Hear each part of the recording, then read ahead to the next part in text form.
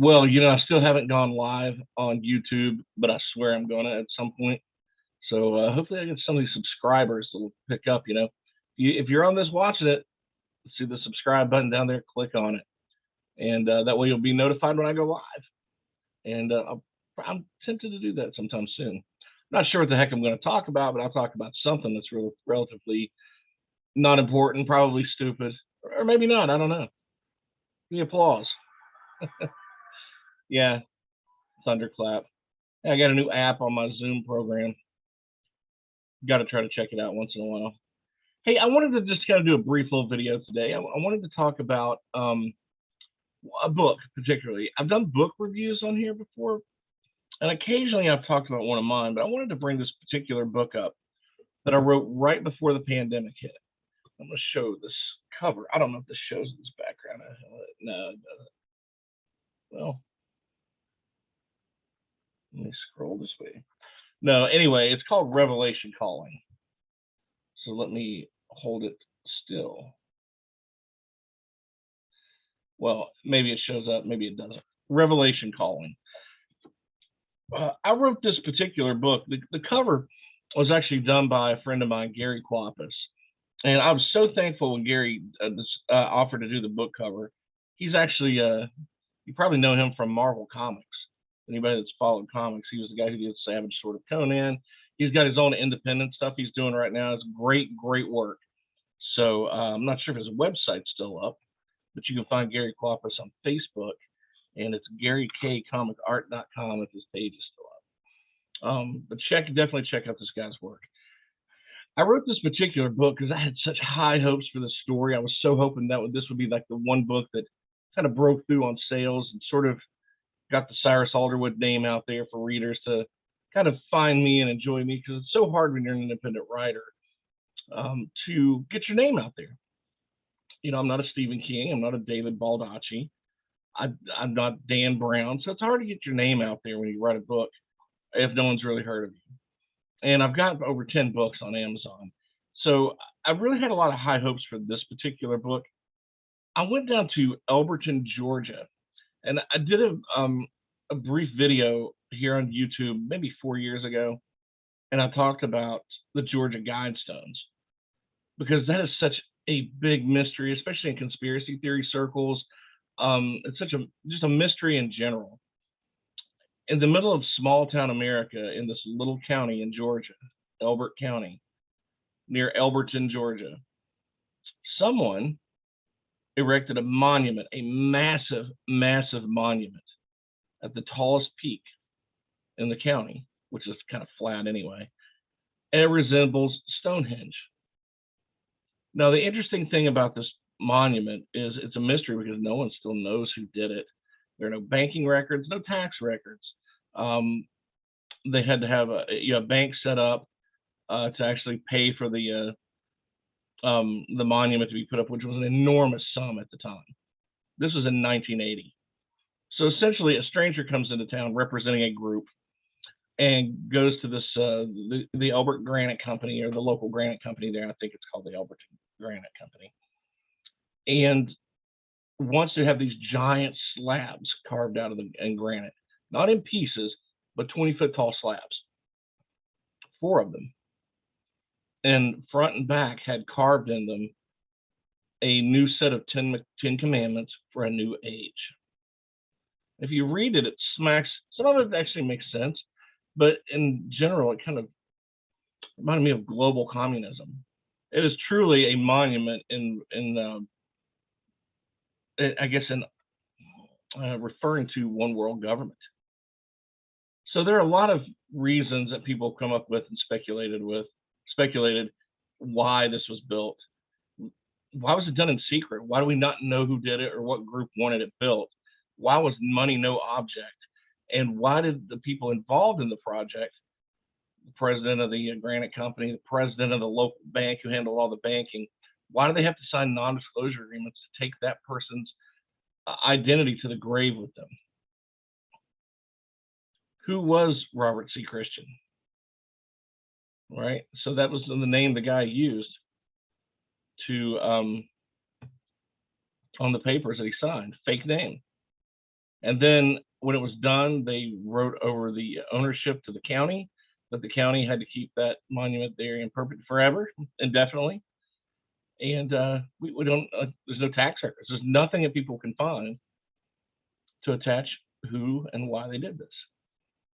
And one of the 10 commandments, one of the commandments on the monuments was to lower world population to 500 million. So at today's population, you'd have to kill 7 billion people.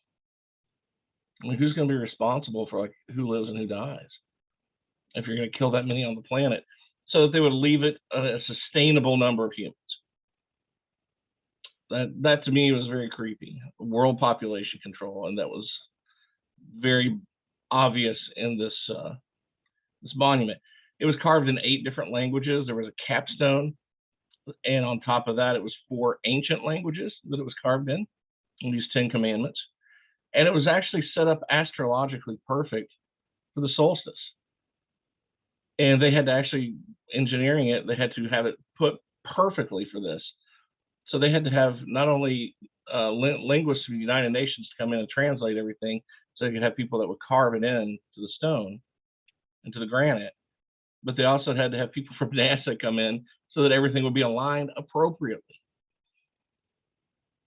Who did this? Why? Well, anyway, it was always been kind of one of those mysteries that's not one of these big popular, conspiracy theories. I always had it in my mind. So I drove to Georgia. I drove to Elberton, Georgia, and I stayed there. Asked around a little bit. Couldn't really find many people willing to talk to me, except for a pastor, and he wanted to be anonymous because for whatever reason they use that for tourism down there. And I don't know how much money they make off of it. They don't really advertise it much, but there's still people down there that it must be intimidating to openly talk about the Georgia Guidestones, because even some pastors stopped preaching about it because they thought it was really communism and anti-religion, anti-Christian. So I don't know. Big mystery. So anyway, I write this book called Revelation Calling, and I'm going to read the back of this. And this is available on Amazon by Cyrus Alderwood, me. A wise man once said that the public has an insatiable curiosity to know everything, except what is worth knowing. Elvin Adams lived that curiosity when he unraveled the mystery behind the nefarious Georgia Guidestones, and he paid a heavy price for his curiosity.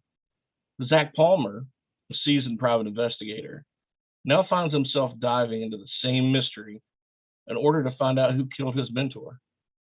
His need for vengeance clashes with his search for faith as he fights against true forces of evil.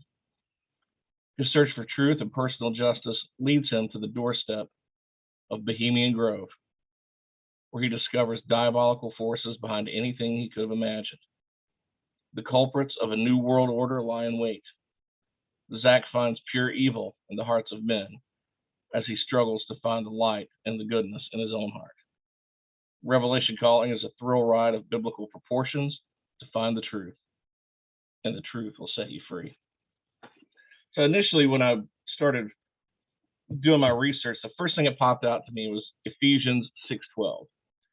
For we wrestle not against flesh and blood, but against principalities, against powers, against the rulers of the darkness of this world, against spiritual wickedness in high places. Anyway, I have such high hopes that this book would actually take off. I mean, it was my attempt, my first time ever writing any kind of a book like this, but it was a thriller, a biblical thriller in some regards, a political thriller in many regards, dealing with a possible new world order, deep state politics. And at the time that I wrote this, deep state politics was like the talk of the day. Now, well, not at that point, but it soon was to become that point, especially online on places like Twitter and Facebook. And writing the book was really kind of an eye-opening experience for me. It was a new experience, and I knew that this was not going to be the last book that I write like this. It was my attempt at writing a Dan Brown type book, but instead of having so many elements of anti-religion, I wanted to actually have elements that supported faith and gave people a reason to build faith. and have faith and not question it all the time. So that was the purpose of the book. It is, like I said, a deep state government biblical thriller, a murder mystery in many regards, and a new world order type of mystery. So yeah, I was kind of frustrated because the pandemic happened not long after. I wasn't able to really get out and do any kind of promotion, so I never really did any promotion. I'm doing a couple of book signings this summer, but that's really it.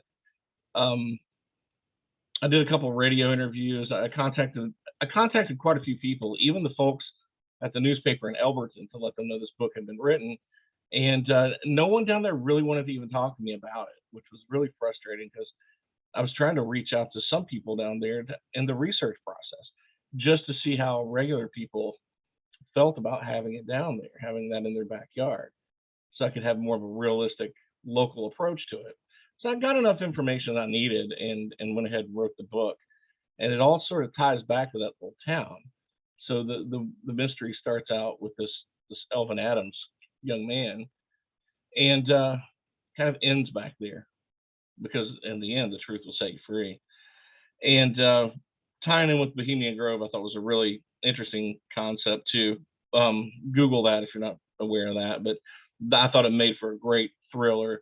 So I will, I'll just, ask you, if you haven't had an opportunity to read any of my books, you like a good mystery, pick up Revelation Calling on Amazon.